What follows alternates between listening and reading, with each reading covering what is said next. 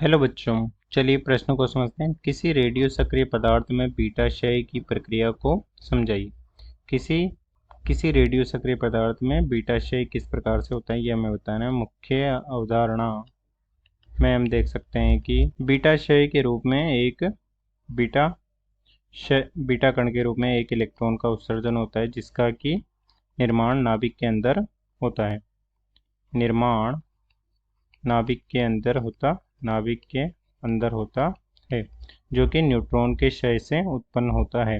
अर्थात इसे हम इस प्रकार से लिख सकते हैं कि एक न्यूट्रॉन है जिसका परमाणु क्रमांक 0 होता है, अर्थात परमाणु क्रमांक के रूप में न्यूट्रॉन का योग नहीं होता है परंतु उसका द्रव्यमान संख्या होती है 1, और उससे एक प्रोटॉन का निर्माण होता है जिसका परमाणु क्रमांक 1 तथा द्रव्यमान संख्या 1 है, और एक बीटा कण का निर्माण होता है जिसका परमाणु क्रमांक -1 परंतु द्रव्यमान संख्या 0 होती है, तथा एक एंटी न्यूट्रिनो का निर्माण होता है।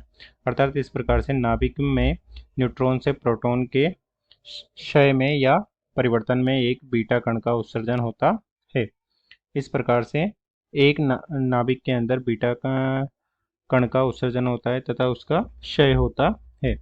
अतः दिए गए प्रश्न को हमने प्रदर्शित हल कर दिया है। आशा करते हैं आपको समझ में आया होगा। धन्यवाद।